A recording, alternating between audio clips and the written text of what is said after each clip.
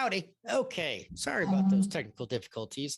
And to our podcast listeners, thank you for hanging around for the deleted, bit there. That's Luke's hopefully going to remember to edit it out. So, to our podcast listeners, thank you for. And Melissa, can you mute yourself? I'm working on it. Okay. I'm muting you. Technically, it's fine. That's fine. That's fine. We're going to move on to chapter 9 of The Stand here. This is, well, I'll just read the summary that we have. They set on him sometime after dusk while he was walking up the shoulder of Route 27. Nick Andros, a deaf mute, is mugged. Comes to in the lockup of Sheriff John Baker. Baker's a good man and investigates the attack. I like Nick. I like Sheriff John. I like this chapter a lot, even though it's Nick getting the crap kicked out of him. I really do enjoy this chapter. Yeah, I enjoy both of these characters quite a bit. I mean, it's unfortunate that, Nick's life has already been tough enough, and then he gets roughed up for just being different. But, I think he's a pretty good dude, and he has certainly worked through the difficulties his life has dealt him quite admirably. I think Nick Andros is a stellar This is not character. the chapter that talks about that, but yes. I like Doc Soames, who likes, not that we've met him yet, but he says Doc Soames stitched you up and left you some pills. And then they find out that the guys who beat him up is, the sheriff's brother-in-law. Yep. And then you do have a Victor Hogan. So no relation. Vince Hogan. Vince Hogan. Vince. I knew it was a V. Mm-hmm. Yeah. Vince Hogan, no relation. So I mean, I like this one because it's John, who is a small town sheriff who a lot of times get bad raps for being good old boys, don't care. They're not, and he even does kind of shit cannon the assault a little bit. He kind of tries. He's like, here's the thing, nothing's gonna happen. You're not gonna get your money back.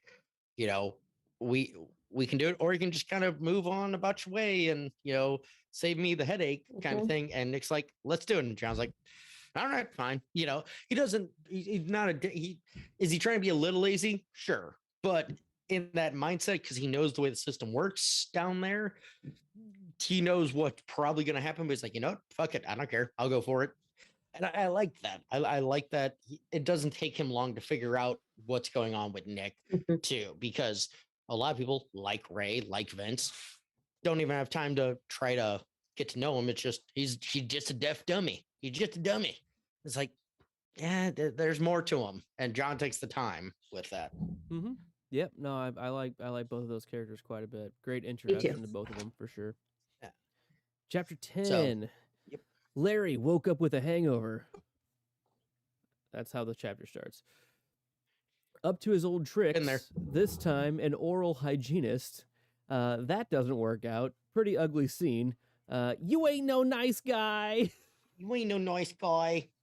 I just have to give you the best line in this whole chapter, which was oral hygienist. Was that it? Larry didn't know how much she knew about hygiene, but she was great at oral. Oral. Excellent line. Yes. This is to continue on with what we're talking about of how we were saying we don't know if Larry's a good guy because he ain't no nice guy. I mean, you get it. You go out you go out partying, get your fun at whatever. And he's not being a dick to her. He's not, he's not being, yeah, I agree with you. But at the same point, it's a little on the, he played up the role of, hey, this and this and this, got her hopes up, and then he just burns out. So it's a one night thing. It's not that they've been dating for 3 weeks. I understand. I don't know. She overreacted. He's a rock star. It very much got me the feeling from the first chapter of Dr. Sleep.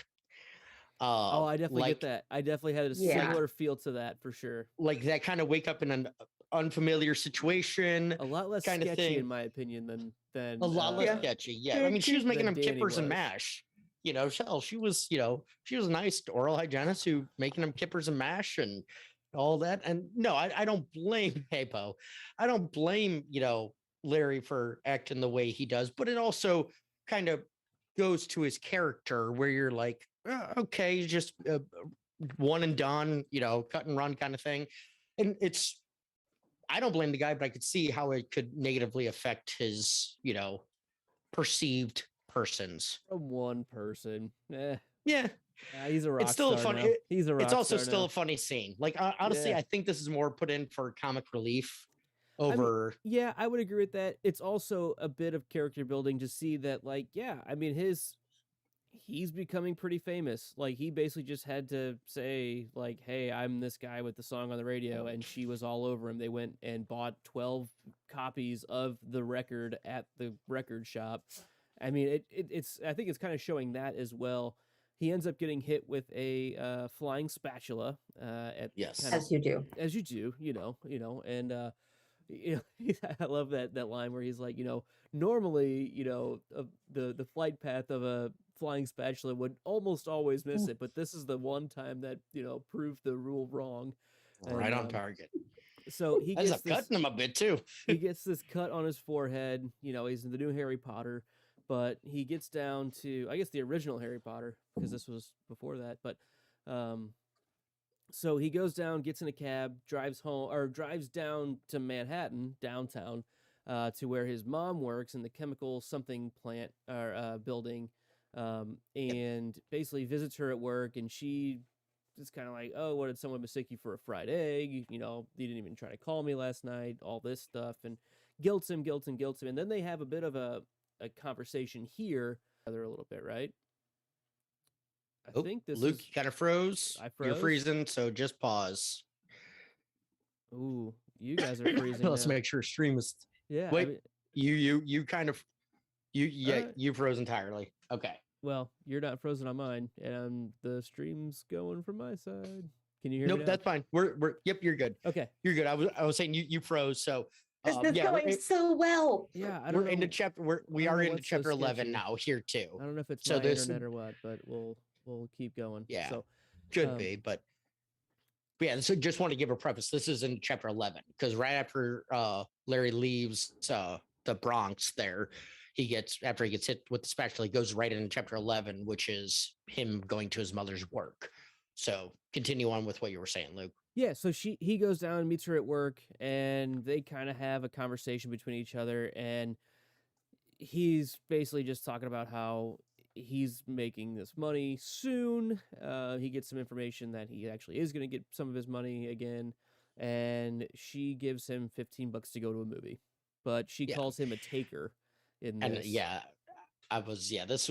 this is the one part that kind of hit me, and it's not that I can relate to Larry entirely, but like at the same point when your mom just calls you out on your bullshit, she's like, you're not a bad kid.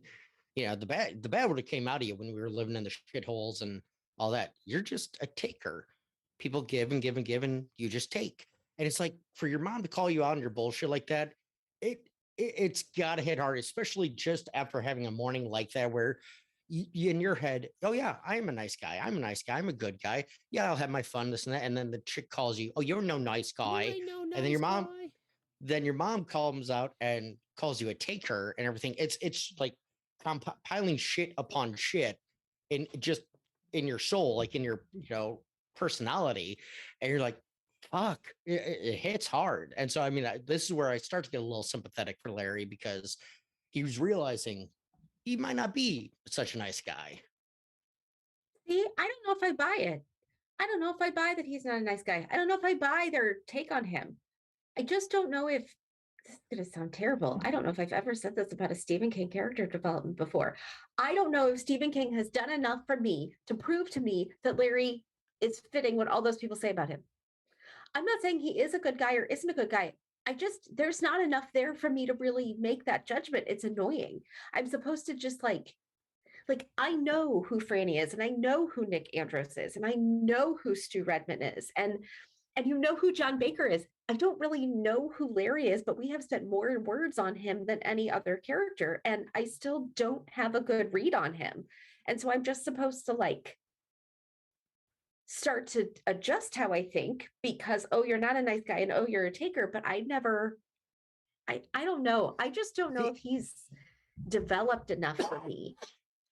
And I think early on, No. I get that because I think early on that's what King was trying to go for in showing you the party lifestyle, the musician. Because first of all, musicians typically are selfish, or they're the artist, so it's not selfish, but it's in that self-centered mode. It's in that He doesn't come off as self-centered or like I mean, to be a I don't know. It's just not enough. I don't know. Luke, I don't disagree Mhm. with you. Like, I guess I'm inferring, and I'm picking am up I on what pulling Steven's a putting middle down. ground here? Am I pulling a middle ground? I mean, I don't know. Or maybe I like my so idea is only half formed. I'm So undecided personally on where from what that's we what I have at mean. this point, it's hard to say because we're relying on other people's take on him, and maybe he's really ignorant about himself, and that may be where he's confused now because he isn't processing. I don't realize about myself, but other people are calling me this. Like maybe it is true, but I don't feel like it's true. I think it's that undecided or lack of self awareness that is playing into maybe what is his character trait of he doesn't know who he is to some extent.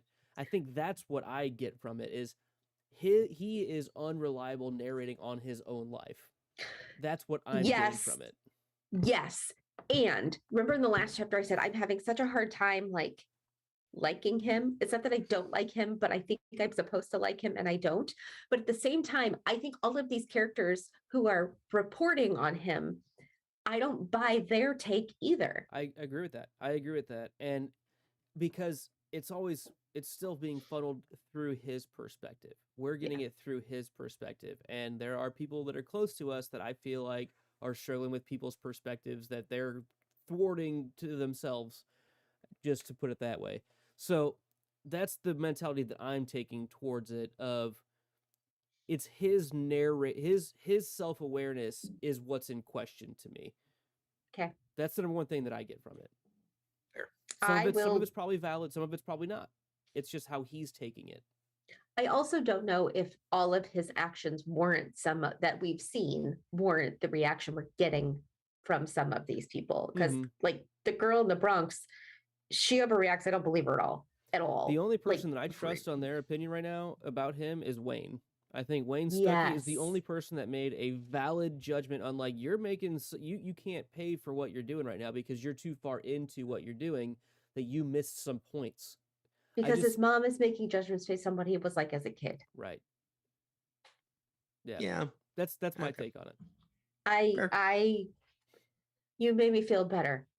I still don't think I like him yet. That's fine. Yeah, I don't know if I don't like. Oh no. Don't get me wrong. I don't know if I like him. I'm just, I felt sympathetic for him after the mother's speech because hearing something like that from somebody who's known him since birth, it's hard, at that age. So, all right, moving on to chapter 12. Ugh. There was a grandfather clock standing in the far corner of the parlor. Franny Goldsmith had been listening to its measured ticks and talks all of her life.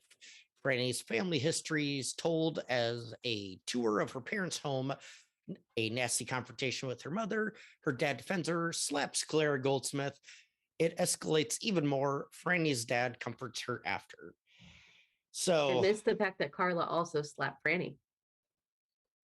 Yeah, it does skip that part. You ungrateful bitch. Yeah. So you selfish cunt. That's how I felt about the mother, but that's just me. Yeah. I don't know whose house I'm thinking of us growing up. We don't have to say names, but I swear to God, there's a parlor that reminds me of this. I want to say in our family realm, like there's a room that I can picture. I'm just not positive, I'm sure. And I'll call the name out. It's not like it's holier than thou, but I think I like Cindy's living room. That nice, fresh, with the plastic. Yes. Yeah. So it's like, that's where I picture it. It's that old style, just well-maintained room. And yeah, Carla, not a good mom. Just not, that's all I can really say about this one. Carla is an excellent example of why therapy is so helpful. Yeah. Yeah. So this is Franny's mom, who Franny's older brother died. He got hit by a drunk driver when he was young, died. and basically her mom was never the same and started ignoring and not being a mom to Franny anymore. I think that gets to the crux of it there. And now that Franny has come in and told her that she's pregnant, it's like the worst thing that Franny ever could have done, and she's basically almost like disowning her as a person to some extent. Like that's the feeling, like that's the emotional range And that Franny did it on purpose. Right. To hurt her. Just to hurt her mom. Like, you're doing this to spite me. What did we do wrong? Like, she's taking it so selfishly. And yes, it's that the mother's perspective is always about the mother. It is always about me and how it impacts me and how it's about me and how it reflects on me. And the perception of our family to all the women which is at really the church about me. Society thing, which is the effort that I've put in. And yeah, she's pretty awful. And her dad comes in and defends her because the mom, Carla, tries to use the line, "Oh, this is going to break your father's heart," when he hears about this. And obviously, don't feel broken. Yeah, it doesn't feel broken. Obviously, he learned about this a couple chapters ago, which Carla didn't know because her life isn't in chapters, but we knew that. And he comes in and he goes, "No, you're calling her selfish. That's what you've been doing for years. You've been the selfish one, and this is you're still being selfish about this now." I loved the way her dad came in and was just like, "You know what? No," because in the previous chapter that we had with Franny and her dad, we learned that he doesn't stand up to her very much anymore because her poison tongue cuts so hard that she doesn't realize it's almost too far before she can apologize most of the time because she is so selfish and so only thinking about herself. And I love that for this, her dad is stepping up and defending Franny to the one person that he's kind of, at fault for letting her mom get to where she has been to some extent. But and he does slap her after Carla slaps Franny. I feel like it's justified to some extent on this because one. It's been years coming, and it's more, to me, this is less of like an abusive whatever. It's more of like, I need to like snap you out. Something has to happen to get your attention. Yeah, and a couple key like Carla, it was always Carla had her son, the dad had Franny. I can't remember the dad's name, sorry. But so it was always pitter and patter, and like he never really needed to defend Franny because Carla was so non-existent in the sense of she stayed in her parlor. That was it. One of the few times that they had the interaction that came to something was when Franny had a bloody nose, I think, and started bleeding on the parlor, and her first instinct was get out instead of, oh my God, what happened? And that just grew the line, guided the post for the whole, her whole life of her interactions with her. And this actually, I think, as King said, this is actually one of the extended scenes. This is more of an extended scene that he mentions in the preface. An example that he gives. That so you get more of a backstory of why Franny may be the way she was with Jesse, where her tongue was cutting as deep as she could, with Jesse hitting, scoring points on, because that's all her mother ever did with her. As you had mentioned earlier, Luke, that's what she grew up with, and that's what she knows. Take those points when you can get them, kind of thing. And yeah, this is a great scene for her dad. Good scene for Franny standing up to her mom, kind of, just calling her out on her bullshit. And the mom is shown to be a good antithesis character, like a character you're meant to not like, kind of thing. And that's in a very short time. Yeah, good scene. Good scene. Yep. Chapter 13. The red light went on. The pump hissed. The door opened. So Stu Redman finally gets some answers. He's immune. His friends are dead. He trolls Dietz by coughing when he doesn't get the information he wants. He has his first dream of Mother Abigail and the Dark Man. So, okay, I don't want to jump to the end. Did he actually see a woman in the dream? Or was it just referenced. An area? It's referenced, but it's definitely not called Mother Abigail. Maybe he does say that. It sounds familiar to me, but I don't think so. He definitely mentions the Dark Man, though. He says, not the Dark Man again. Yeah. He was standing on the country road in the corn. He hears the acoustic guitar playing. And there was a sign and he couldn't read it. So no, not yet. He's just standing in corn. Yeah. But as you So do. pretty good yeah, scene as you for do. Stu. I liked his interaction with Dietz, where he finally starts getting some information. You know, they realize that he's going to play hardball a little bit because, yeah, I mean, it's a tough spot that Stu is in, and he basically is like, you know what, you can send the biggest, baddest guys you want in here. I'm going to do whatever I can to at least put a hole in one of theirs, you know, and Mhm.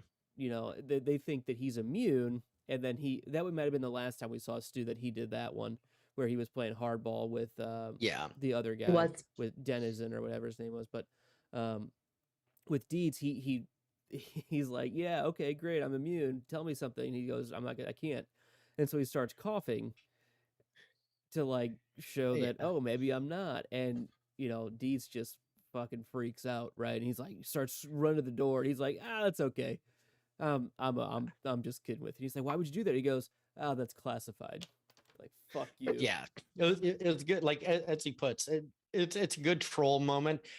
Dietz is in there, not in a suit. He's just wearing a nose filter by this point. So it's basically our current day version of a mask, you know, or whatever, just kind of just in case kind of thing, you know. And it's a good scene. It's a funny redemptive scene, but it does give a little information without giving Stu information in the sense of because Stu's guessing. He's like, I guess all people from Arnett are dead. That's classified. Well, okay, that's guaranteed. But then when he asks you a question that can be answered, he's like, okay, so what about the little girl? Well, that's classified. Well, fuck her. You know, I know what you're telling me now, and you get those little instances of truth coming out without saying a word. Kind of thing. And I like the writing in that chapter. Melissa, anything on that one? No. Okay. All right. So that. Yeah. No, we're good. So that one kind of folds right into 14. Dietz sat alone in his office cubicle, tie pulled down, collar button undone. He dictates a report on Stu, giving us an outsider's take on one of the main narrators. He briefs his bosses on the risk of research effort. It's not going well. He gives us some information about the super flu. Excuse me. So I think this is where they also say, I could be wrong, this might be a little later, but they actually injected Stu with the virus and it killed the virus off. That might be check. later. Yeah, that might be in the last Starkey one or Dietz one, but I'm pretty sure that's the only Dietz one. Either way, I think that's this one. I'm looking. So we get that in the chapter before we had learned about the guinea pig that was basically breathing Stu's air. He was living through, and he calls him. They call him Prince in this one because I guess he's Prince Charming, or I don't know, but they don't really explain it. But it's good insight into. They're all code names. Well, yeah, I know. I would just try and figure out why this one would be Prince, or who's king, if you have something like that. So, but yeah, he basically just give him the story of what he's found out, and he also says, "Oh yeah, he tried to play a game with me, or kind of something hinting to it." Was like, I wasn't too worried, or well, tries to play he put me in his shoes, and I can understand where he's coming from. I was mad at the time, but now I can understand that he was just doing what he could to put me in his shoes. I really liked that line for sure, because Dietz is kind of showing some respect for Stu, and he's like, yeah, he's playing hardball, but like I can't really fault the guy. We just got to keep doing what we're doing as much as we can. But yeah, I mean he's gonna be difficult to work with. He does say in here that one of our two clean subjects is no longer clean. The other is a 30-year-old redneck who seems to be as healthy as I am. Denninger has done about 30 million tests on him and has succeeded in isolating only 4 abnormalities. And I think this is important. Redmond has appeared to have a great many moles on his body. He has a slight hypertensive condition, too slight to medicate right now. He develops a mild tic under his left eye when he's under stress, and Denninger says he dreams a great deal more than average, almost all night, every night. They got that from the standard EEG series they ran right before he went on strike. And that's it. that those are the only things that are making him stand out from all of the other people who did get it.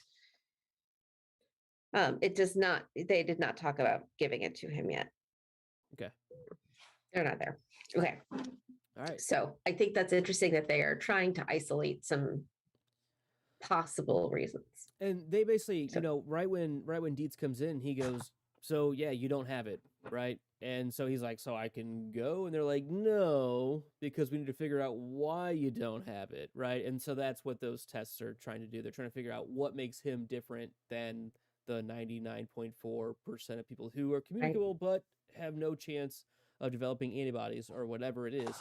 So they're keeping him now as like the guinea pig to figure out what he has that others don't. So, chapter 15. It was 2 minutes to midnight. Iron Maiden. Patty Greer, the nurse who had been trying to take Stu's blood pressure when he went on strike, was leafing through McCall's at the nurse's station. Patty sneezes. She infects her coworkers. Very short chapter. So this is a new breach of protocol that she kind of screws up. She sneezes, doesn't report it, and ends up passing it along to coworkers without them realizing it. That also feels very familiar. Yeah. As I say from quarantine. Hopefully After everyone's wearing their subbing. mask as they're in the live chat here. That'd be I know. As I subbed all last week at the high school because we were so short on, you know what I mean? Like I'm sure I picked it up somewhere that, you know, because you're just randomly doing whatever, but you can't contain it. You can't contain it. Except in my room where nobody's allowed in my door. I don't really have much more on Patty Greer though, but Me neither. we got a new 16. breach. Got a new breach. Benji, you are in fact muted. Just so You are. know. And you have been for a while. Fair enough. Good thing, because I'm saying some mean things. All right, so Well, anyway. mute. So a day later, on June 23rd, a big white Connie was roaring north on US 180. Poke and Lloyd rob a Quickie Mart, and it does not go well. Lloyd wakes up in jail. Whoop, whoop, Lloyd, we're going to pokerize him. Oh, my Lord. Okay. So this is kind of where my question was going to, the most annoying character thing, or any, because later on we have some questions, but I was going to ask, who is the most annoying question and why is it Poke? Because, oh my fucking Lord, the guy who just repeats, and it's like my biggest king, like antithesis, like when he just wants to repeat over and over and over, the whoop, whoop, over and over, and poke, whoop, whoop, pokerize him. It's like, and like, but people do that. But you're right. I know. And it's my biggest like pet peeve is when you just repeat your catchphrase over and over, or you tell the same joke 20 times in the same day because, oh, what are you doing tomorrow when it's your brother's wedding? And he says it 20 times at the bachelor party. It's like, fuck you, dude. And yes, I'm speaking of one person in particular. If you're listening to this, good. I hope you know who the fuck I'm talking about. Anyway, but that's what Poke reminded me of. And so hearing him get blasted away in the Quickie Mart just made me so happy, because he's a biggest piece of shit. First because Lloyd, I mean, yes, Lloyd joined him on his escapade and, you know, killed one person out of the many that were killed, but Poke killed a lot of fucking people because Poke was a psychopath. Lloyd was just a douchebag. He's just a dumb lackey. Yeah. What I'm hearing is Benji's really sad Poke's not coming back. But wait, there's more. Yeah. But I like this chapter because neither of these are good guys. So it's kind of interesting. Okay, where's this going? Like, it's one of those, why are we following these two now? So it's not just, so maybe we're not just going to be following the good guys kind of thing, getting a little bit of both sides. So I actually really do enjoy this chapter.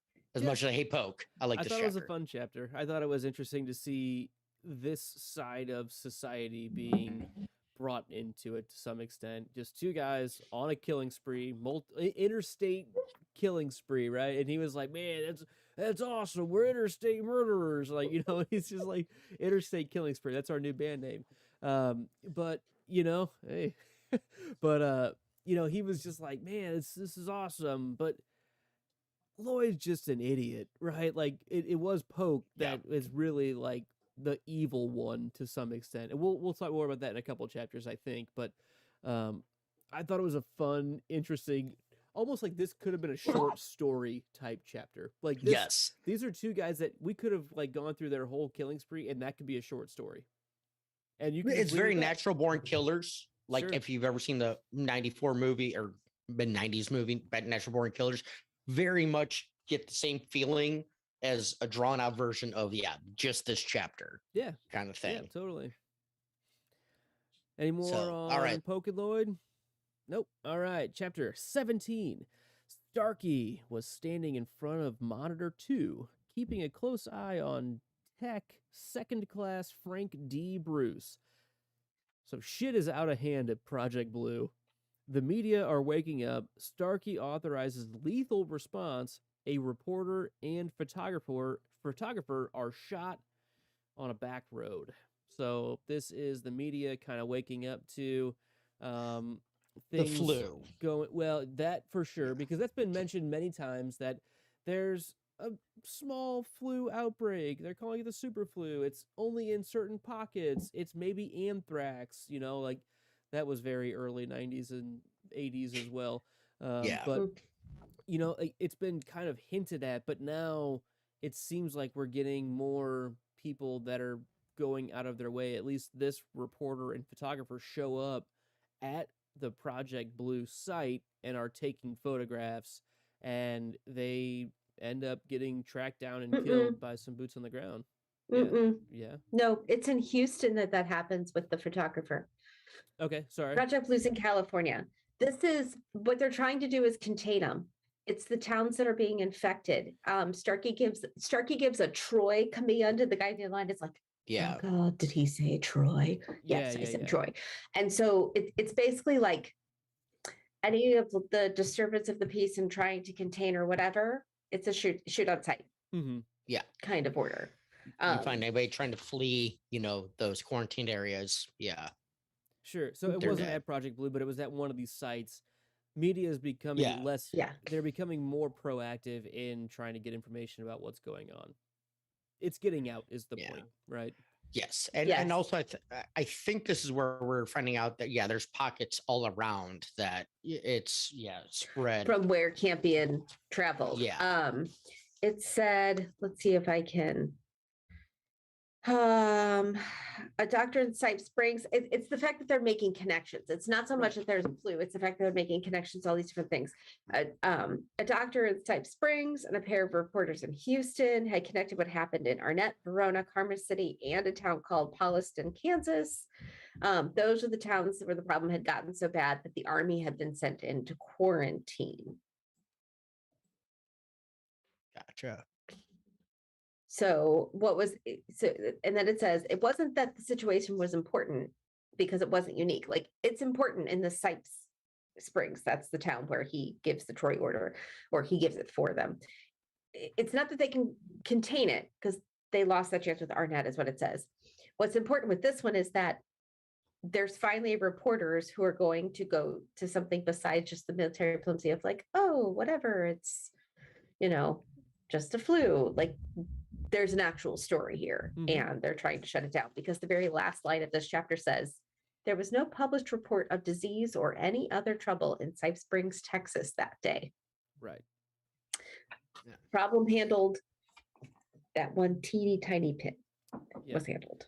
Check. Yeah, it's basically Project Blue trying to contain the information game because the media is connecting the dots. That's what's going on. All right. So, chapter 18. Nick opened the door between Sheriff Baker's office and the jail cells, and they started razzing him right off.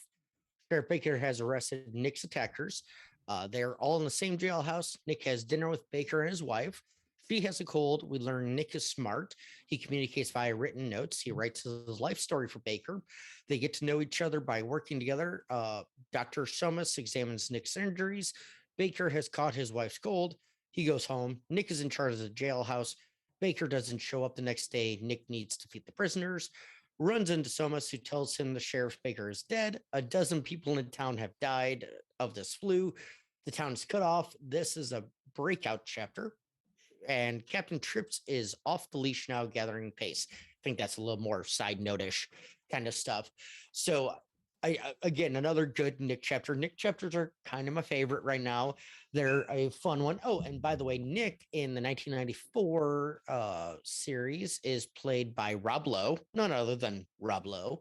And in the 2020 Rob series, Lowe. I enjoy Rob Lowe too. Henry Zaga is the 2020 series. Nick. But so we do get the life story of Nick. That's kind of the main key part of this chunk, I think.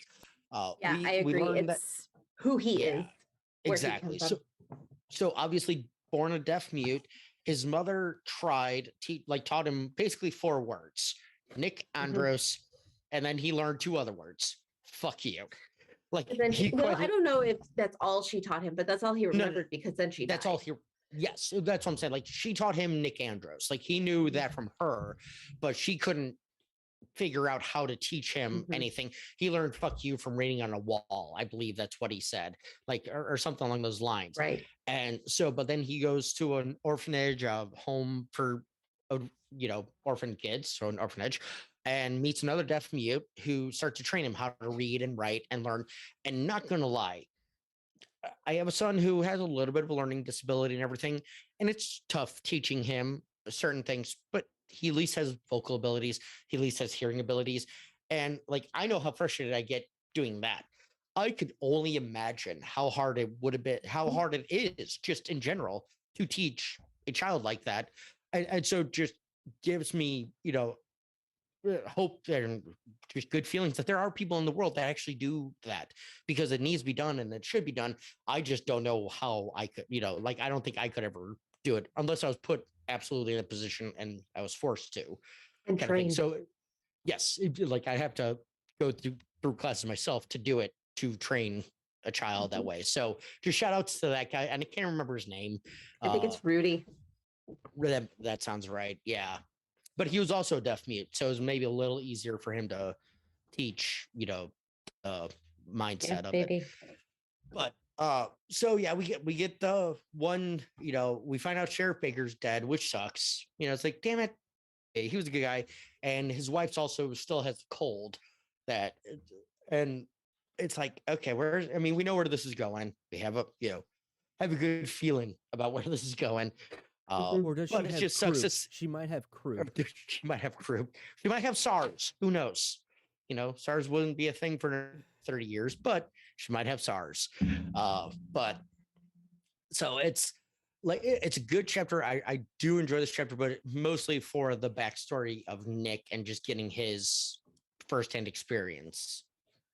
Yeah. I also like that we get like the actual list of symptoms, like the full list of everything. So Dr. Soames, who's also not doing well, but is at least like trying to travel to all his people, he said, the symptoms are very common: chills, fever, headache, weakness, and general debilitation, loss of appetite, painful urination, swelling of the glands, progressing from minor to acute, swelling in the armpits and in the groin, respiratory weakness and failure.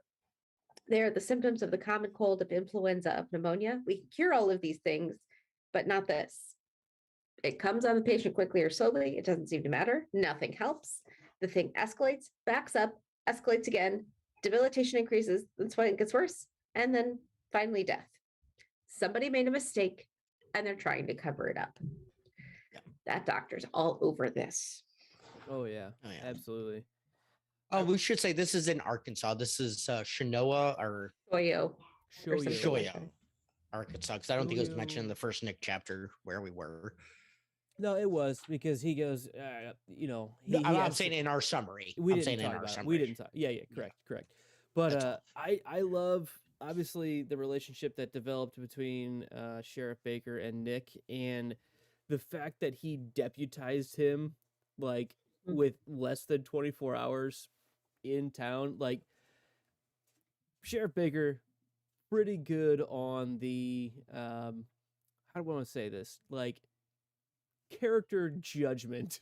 Like just knowing that this is a guy that I can trust. Like if he's done the things that he's done in his life to get to where he is, yeah, I mean, I feel like he's gonna have a good head on his shoulders and kind of do the right thing to some extent.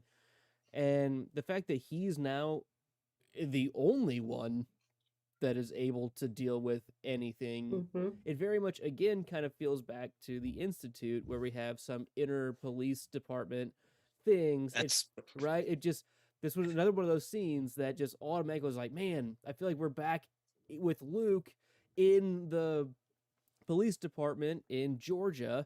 And Right. Sheriff is like, or I'll even just try at the beginning with Sheriff like judging Tim. Yeah, absolutely. It just that.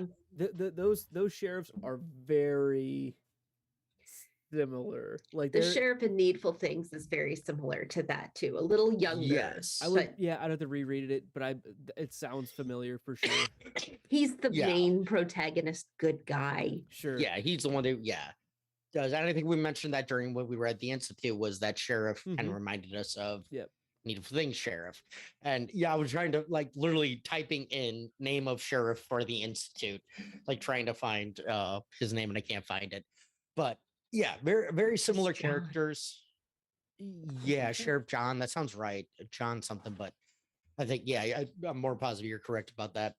But yeah, it's just a good sheriff character who is trying the best. And yeah, I did find it a bit hard to believe because the sheriff would let all of his deputies go on vacation at the same time. You're not going to have a business or an agency that does that. Kind of because I know one guy was out of town on his honeymoon, and another one was like out sick or something. But you're still not going to be the only guy in the area. I mean, unless you have county kind of help, but you're the county, you're the sheriff, unless you have state help kind of thing. But it's just one of those weird, slight plot holes. That's like, okay, that's fine. Fucking deputize Nick, the deaf mute, who can't literally call for help, if something goes wrong. Yeah. Sorry, it's a bit of a stretch. I mean, I understand like Nick. I like Nick. Nick's a good guy. He is a nice guy, but it's no nice guy. but Bronx is showing. your Bronx show, but you're not gonna deputize him in that situation. He would be more likely to deputize his wife to feed meals to him and do all that than Nick, just being honest. But I can overlook it. Still a good scene, still a good trust scene for Nick to be entrusted to take care of that responsibility. Yeah. Kind of thing. But now he has to deal with the guys that literally beat him up that are in prison, right? Like that's a weird thing to deal with too. And he's still trying to do the right thing. Like he's like, I got to get them food. I have to do still the basic human nature things for them, regardless of like, he doesn't seem to hold animosity towards them. Like he's more just still kind of afraid of them a little bit, but is like not avidly pissed off at them. It seems like that I noticed. No. He's like, well, they're where they should be. So, okay, that's fine. Good. Like, justice has already been served. But he also even tells the doctor, he's like, no, I can't leave because the doctor tells him, if you can get out of here, get out, go. He's like, no, I have a job to do now. Yeah. He's like, I have to stay here because it's what they need because the sheriff is dead. Sheriff Baker's gone. Like, we could talk about, I feel like this is one of the more important scenes that we've had.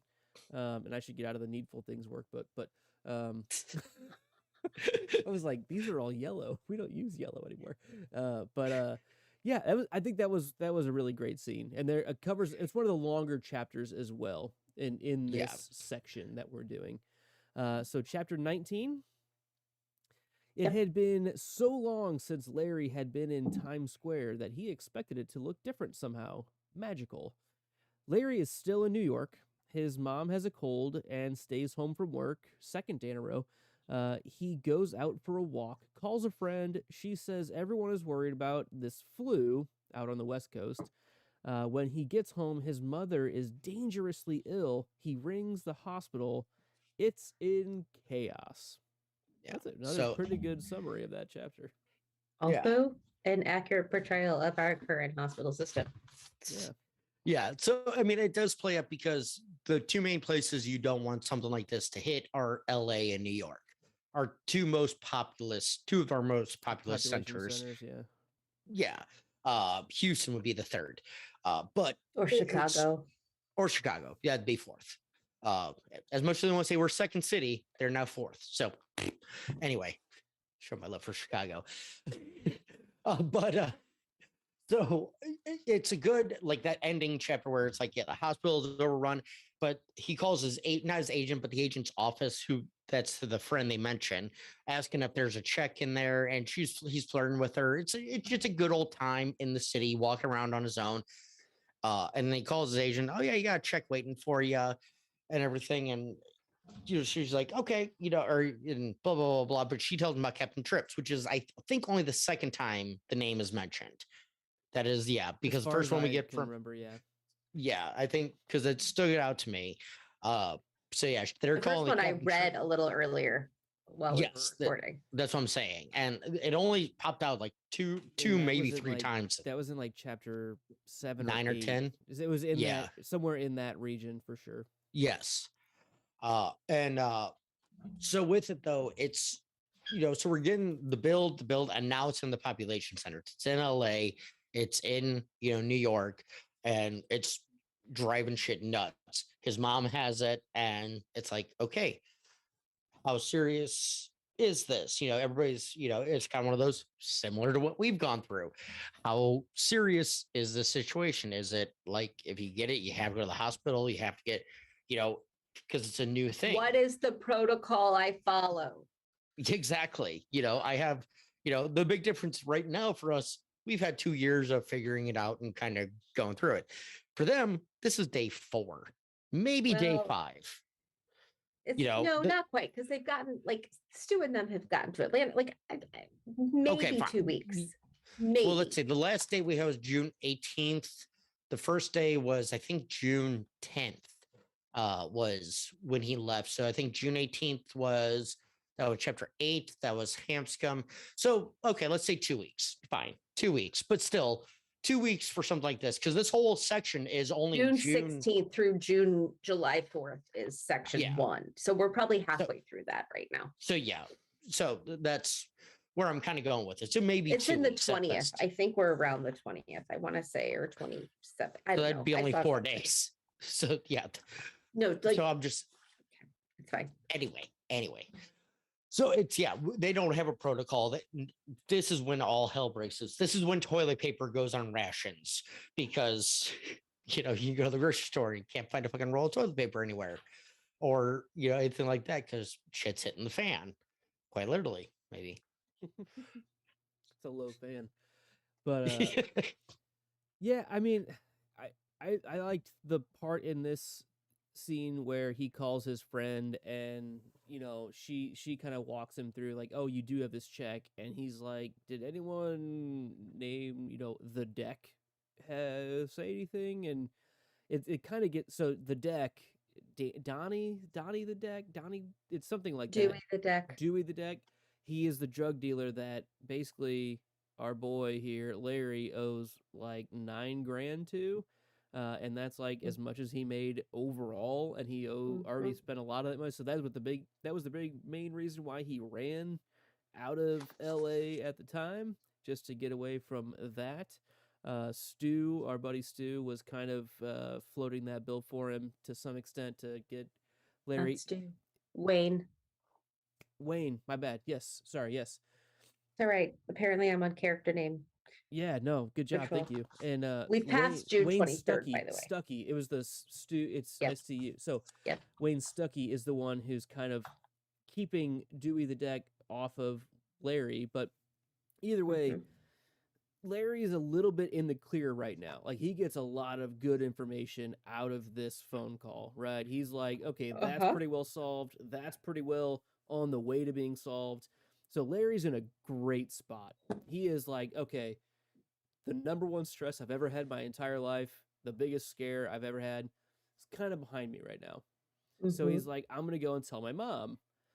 So he goes home to her apartment, and that's when he finds out she's like really sick. And they try calling the doctor. Is that an image? They have It's pictures. an They have image. pictures in this book. It's a picture book.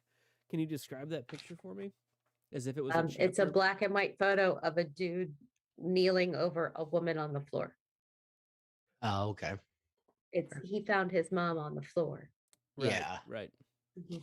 So she's not in a good spot. He's trying to figure out how do I get her to a doctor, and there are no doctors available. Like they don't do house calls anymore, and the hospital just can't figure out. He can't even get through on the phone to them. Mhm. Right? It's in chaos, as our summary provider John Birmingham delightfully mentioned. So I Awesome. think that wraps up chapter 19 for us. Mhm. Yeah. So, all right. So, moving on, to chapter 20. The Harborside was the oldest hotel in Algonquin. Franny is staying at the hotel, writing a letter to a friend about her troubles. She makes a few phone calls, including one to her, by this guy's opinion, useless boyfriend. Her dad tells her that her mother has a cold and is still hysterical. Another call from her father. An ambulance has picked up her mom.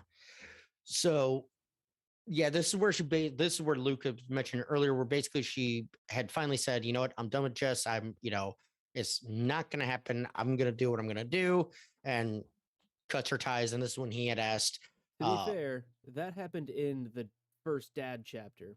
She said, I won't marry him. I don't trust him. So this is her following yes, through on figuring out what she's doing. yes. And that's fine. And he does make one more play at it of like, do I not have any say in this? Do I not have any kind of role to do?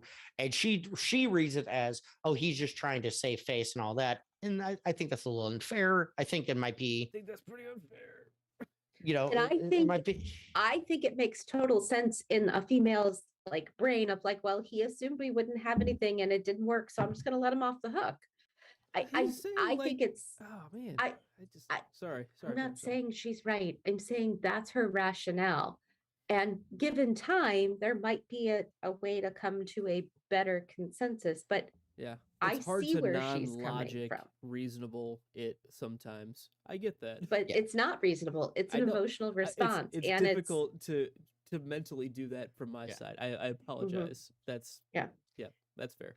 And that's why I'm kind of backing out, because like I see Moving her on. side of it. That's why I'm saying I see her side of it, but I also see the logic side. Anyway, so beyond that part, all I remember really, she wrote the letter to her friend, which was kind of meh. It was just her talking about her struggles and kind of everything. And so like, She wasn't telling her friend anything. She was just like, oh, things are okay. Like basically, we'll catch up later. Like I'm not going to drop this on you. She had a call from her dad saying her mom was sick, but she shouldn't come because, they weren't quite better yet. Mm-hmm. She got a call from another friend saying, hey, you could totally live here and we're cool with the baby.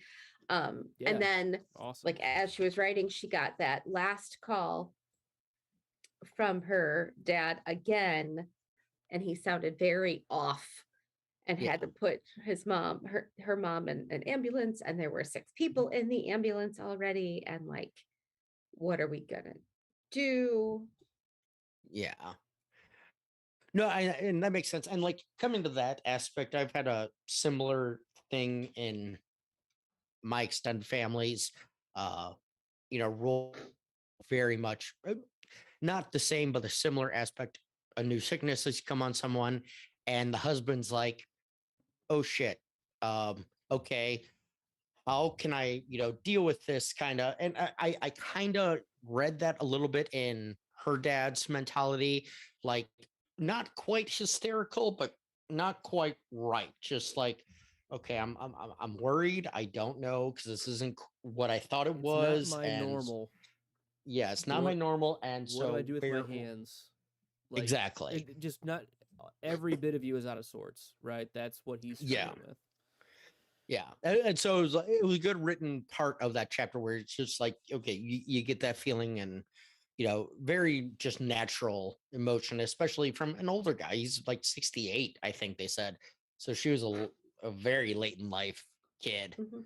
for Yeah. him. Good scene for sure.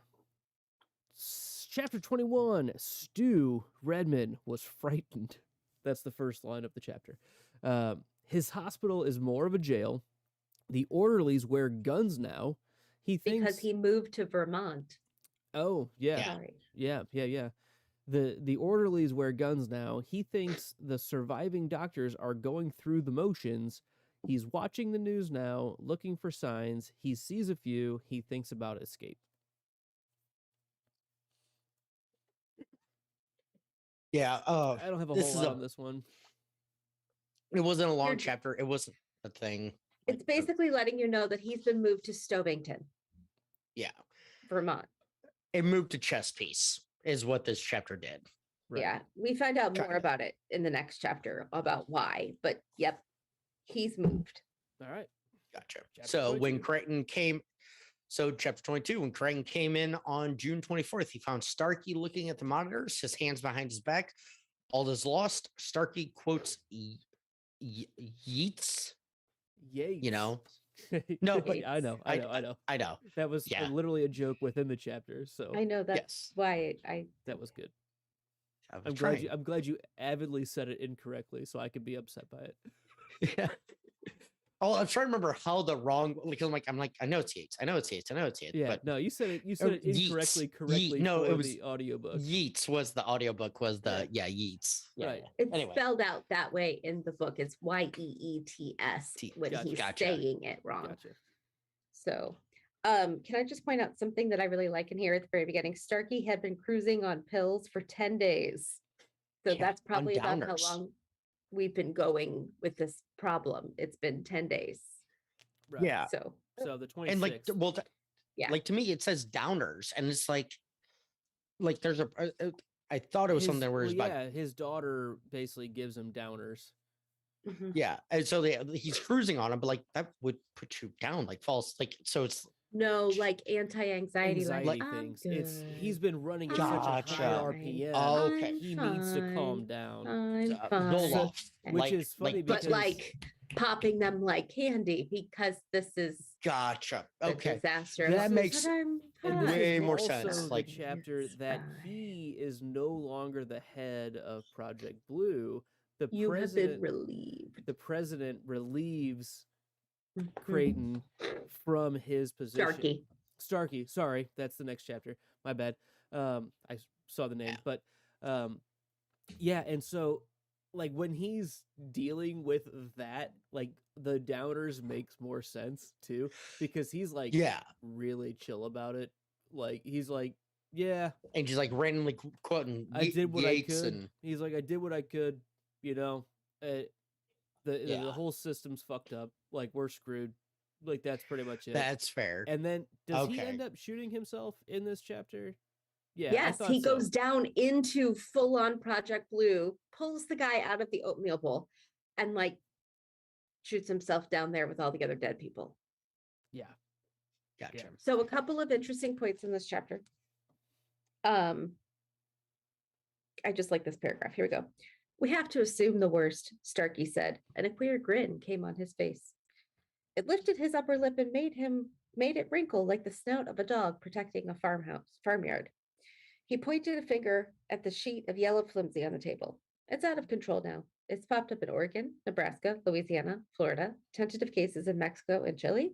When we lost Atlanta, we lost the 3 men best equipped to deal with the problem. We're getting exactly nowhere with Mr. Stewart Prince Redmond. Did you know they actually injected him with the blue virus? He thought it was a sedative. He killed it, and no one has the slightest idea how. If we had 6 weeks, we might be able to turn the trick, but we don't. I like how you said that in like a bit of a, but we don't. You know, But we don't. we're fucked.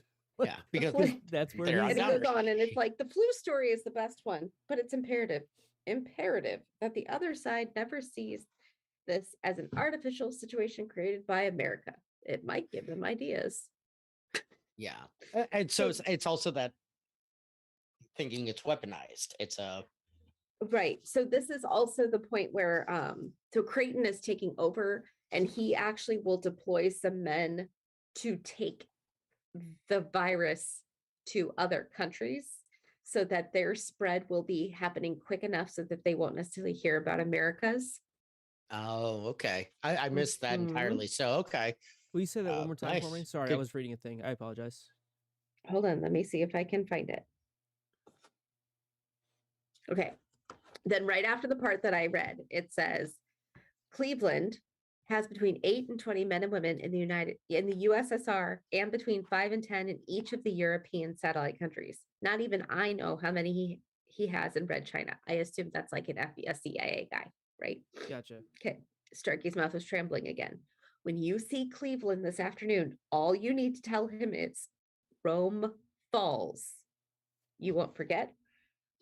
No, Len said, his lips felt curiously cold. But do you really expect they'll do that, these men and women? Our people got those vials 1 week ago. They believe they contain radioactive particles to be charted by our Sky Cruise satellites. That's all they need to know, isn't it, Len?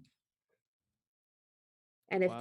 Okay. if things do go from bad to worse, no one will ever know. Project Blue was uninfiltrated to the very end. We're sure of that.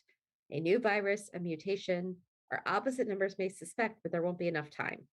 Basically, it's nobody has known that it's a military Right. up, Right. like, Right. that this was a government thing. Yep. And what we're working right now with, we're going down, but we're going down protecting the ship. Yeah, No one will know it was absolutely. our ship that did this. They might Right. And think they know, We're but letting we're going to this release it to this them. satellite thing be taken down, but the mothership is still intact somewhere. Yeah. And the funny thing is, Yeah, the I one missed that part. person, me too. Well, I missed that they were infiltrating it to other. I heard the Red China thing, but I thought about the spread of what we had, where just kind That's of where, yeah, I spread, took it when I you know, like briefly, I thought it was more of a, it's there already and it's dealing, but no, it's, Yeah. we need to take it down Yeah. so we're not using it there as a weapon. But the one person who caught the fact that the guy was that Campion was military was Stu Redman. You know, Stu's the one that said, "Oh yeah, his stuff's expired, and Mhm. he's from California with Stu, the military ID." The only person left from our net who has now been moved to Yeah. Stovington by himself in Vermont, where Mhm. he is scared. Yeah, exactly. So Stu's not sitting so pretty at the moment. yep. And there was All right. there was a line earlier basically about him too from, it would have been Dietz in that chapter that we had Mhm. earlier, probably 14, Yeah. chapter 14, where he was like, just think this, you're under the radar. Like, not everyone knows that you're who you are. And it's almost like if people find out who you are, you're in danger. Like, he made Yeah. it clear that you're almost protected by being here to some extent. Right. It was definitely a bit of a threat in some Like- ways. Like you're doing pretty good being here. Right. And then all of a sudden they moved him away from Because Patty Greer there. fucked up the whole Atlanta system, is Yeah. what I think what happened. She was the nurse that infected other coworkers, and I think that's what dropped the Yeah. Atlanta satellite off. It probably would still happened, but Sure, yes. sure, but that was the breach that led to him being moved, is how I'm taking it. 23. We've only got 3 more chapters to cover in this part of the book, so let's wrap this up.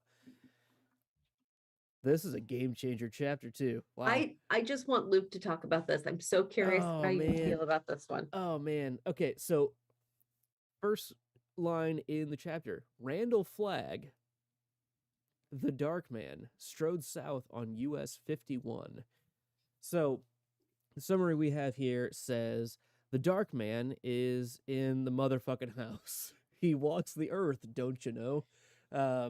This was I went through this chapter a couple times. This felt very like the most Stephen King thing that we've had so far. He's been referenced before in Stu's Dreams. There may have been an offhand reference somewhere else, but I didn't catch it. Like, it could have happened, but I didn't see it. But that's the only time specifically I was like, okay, after I focused on this chapter, that's the only time I noticed it so far in this book. But wow, okay, so this very much falls into like the hierarchy of uh evil dimensional type things. I don't really know how to describe it other than it reminds me of The Outsider. It reminds me of like all of those things, all of them, all of them. Insomnia, that whole hierarchy of evil is what I'm going to call it. He's definitely a part of that, or it's a different system. That's fine too, but it definitely feels like he is a plague. Like I feel like that's what he is representing to some extent. It's plague, it's discourse, it's I mean it sounds like, so the things that he takes ownership over is a lot of, I'm going to call it more like race riot type things he mentioned. Disturbance, definitely. But it's not always Chaos. it's not always just chaos. It didn't seem like, because I specifically thought that, but there are Yeah. times where it's very, very elegantly put in his, like he's putting himself in a place to create discourse, and it's not necessarily disruptive discourse. absolutely, absolutely. So this is the only character so far that we've seen that is in a different realm of being, and he says that he's just on a highway. yeah, Yeah. but On a dark desert or he's just a highway. psychotic and thinks a lot of himself and has no personal identity and is nothing in reality. But no, he definitely seems like one of those bigger type characters, more overarching characters that's going to be around for a while. And I'm surprised in the later books that we've had, there hasn't been any kind of mention of a character that's specifically this. But we'll see where this book goes, obviously. But Great. that's what I got from Eh, it without going into so- like reading the whole chapter to you, because there's a lot of information about him. Yeah. And I don't know if I want to bring this up now, but I'm just going to. I've mentioned or inferred Randall Flagg one time in our show since we started it. And because one character specifically reminded me of him, Leland Gaunt. Very Sure. much Sure. reminded me that Agent of Chaos, kind of just in the background guiding things, so like that's the main character that I thought of, because I read this before I read Needful Things. And so I when we read wouldn't Needful say Things, I was like, I've had a direct conflict from him to see that specifically. It was more of like he was just around and almost causing things without. It just depends on how integrated he is in those things that I haven't seen yet. Is that fair? Like it. yes, I understand. I'm just kind of going off of what he mentioned here to Mhm. my thought that I had back when we read Needful Things. It was like Sure. very much related just to this, where he just intertwined with himself, or intertwined himself To into be those fair, kind of Needful situations. Things came out October 1991, right after he just redid this book. So I would he say had there's that. probably a direct Yeah. influence on timing. That's fair. All right. So good for the walking dude. Yep. All right. So chapter 24, we're talking about Lloyd Henreid. Was led down the hallway of Phoenix Municipal Jail's maximum security wing by two guards. Lloyd is a superstar killer. His lawyer is young but competent, but he has a cold. So I like this chapter. I actually really like this chapter, just from the law and order side of aspect of things. Like the defense attorney, coming up with the plan. And now, it's I'm like, not trying to lead shit. you, Benji, but you were afraid of him the whole time, weren't you? No, you were Yeah. scared out of your fucking mind. You were even planning on killing him before you went when you walked into that quickie mart. Yes, I was. Yes. Oh my god! Like, Melissa, can you like get the reading that. line where he finally gets it? Can you can you get to there, or like where it's the line where Lloyd? It's almost like Lloyd wanted to be a good student. That's the line that I'm looking for. because it was so funny. Like this, so the whole scene is Lloyd meeting his lawyer, and Well, and the he's first sentence is his lawyer defends him to the jail guard. The jail guard's like, "You're gonna lose a tooth for that," and the lawyer's like, "I'm gonna count his teeth," right. and guard's like, "Fuck, okay," because the jail guard Lloyd ratted him out to his lawyer. The jail Yeah, guard's like, and so "Fuck." like automatically Lloyd feels like his lawyer has his back, which is cool. Yeah. And he's like, I don't know this guy, but that was a cool move. Like, cool. And so, Lloyd's just doing his thing. Kind of he's kind of an idiot, but he's kind of lovable in a weird way. Like he's just dumb. Like he's, in my opinion, just dumb.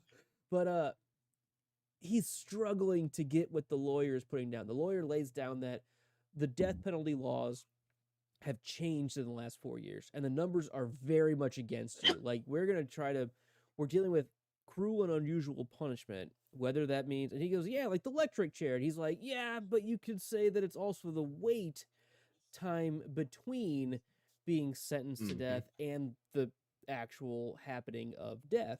And so the lawyer's explaining it out that what's going to happen is that you're going to be dead in 11 days because of how the system is right now, because they don't want to keep you on the books for years, because that's cruel and unusual, knowing that you're going to die at some point in the future. So it's going to happen real quick. You're going to be dead in basically within 2 weeks, right? Yeah. And yeah. So Lloyd's like, well, that's fucked up. I didn't do anything. He's like, that doesn't matter. So let's talk about the things that do matter. And the lawyer kind of starts going through, here's what happened. And I'm not going to lead you, but you were afraid of the guy that you were with. Melissa, take it away. That implies you were scared of Poke Freeman. Were you scared of him? Well, I wasn't. You were afraid for your life. In fact, I don't think I was terrified. Believe it, Sylvester, you were shit nickels. Lloyd frowned at his lawyer. It was the frown of a lad who wanted to be a good student, but is having a serious problem grasping a lesson. Don't let me lead you, Lloyd, Devon said. I don't want to do that. You might think I was suggesting that Poke was stoned almost all the time. He was. We both were. No, you weren't, but he was. And he got crazy when he got stoned. Boy, you're not shitting. In the halls of Lloyd's memory, the ghost of Poke Freeman crying whoop whoop merrily and shot the woman in the Burrick general store. And he held a gun at you. He held a gun on you several points in time. No, he never. Yes, he did. You just forgot for a while. In fact, once he threatened to kill you if you didn't back his play. Well, I had a gun, I believe, Devon said, eyeing him closely, that if you search your memory, you'll remember Poke telling you that your gun was loaded with blanks. Do you remember that? Now that you mention it, and nobody was more surprised than you when it actually started firing real bullets, right? Sure, Lloyd said. He nodded vigorously. About damn near had a hemorrhage. And you were about to turn that gun on Poke Freeman when he was cut down, saving you the trouble. Lloyd regarded his lawyer with dawning hope in his eyes.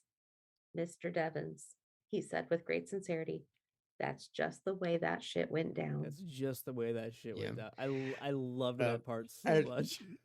And so to top all of that off, I don't know, was that the end of the chapter right there? No, Was because that the then he last goes line? back Okay. to the So- courtyard so- and kind of gets beat up by the Gotcha. it's just business guy.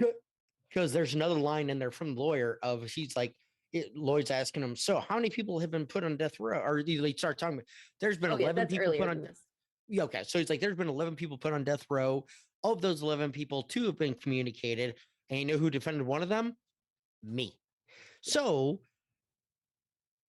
that's what goes into the story of, into the Lloyd story. And yeah, I just love the cool, calm, collected storiness. And yeah, fine. As a former law enforcement or whatever, do I think it's bullshit coming up with the thing to get Lloyd off? Sure. But I can appreciate a good fucking story. And if you can sow doubt, sow the fucking doubt. It's on the police to prove without a fraction of a doubt. I So think, it's my favorite part of this whole thing is we know what's coming. Yeah. What does Captain Trips look like in a prison? yeah.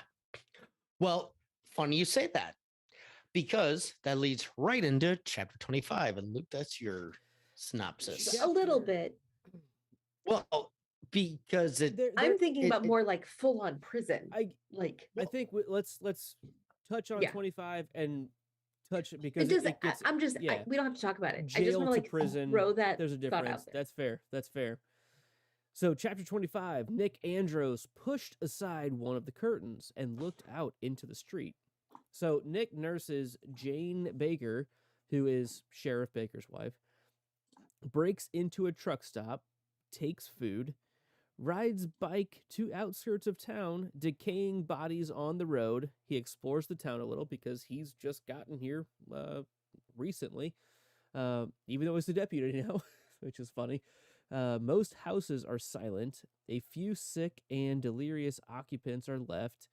Releases the only surviving prisoner. Sees a newscast about superflu epidemic outbreaks reported globally, and Jane Baker dies. And then he ends up going on to dress her after she's dead in her honeymoon gown. Mhm. So the one thing I guess that connects to the last conversation that we had, we don't need to spend a lot of time on it, Melissa said, but she said, what does this kind of epidemic do in a prison? So this is still Nick, the deaf mute, dealing with the boys that beat him up that are now in jail what's the name of the town? Come on. It's Shoyo. this is in Shoyo. Yeah. Shoyo. And so some of them are sick already, and it seems to transfer over to another one, and one's dead. The other one is on his way out, it seems, and the third one basically says, you're murdering me if you keep me here. Like, if you keep me in the cell next to these guys right now, you are killing me. And so I think that's the conversation that connects back to what Melissa brought up on what does it do in a prison situation where it's that potentially magnified, where there's no isolation to some extent, or there is, but in limited quantities. And it's a big topic, right? It's a scary thing. Once it gets into a system like that, I mean, is that a death sentence for almost everybody? How do you quarantine in something like that? So we don't need to open that conversation too far, but I think that's the connective tissue between those two chapters that Benji was touching on. Yeah, no, absolutely. And it boils down to, okay, you have this criminal who's locked away for rightful or wrongful reasons, whatever.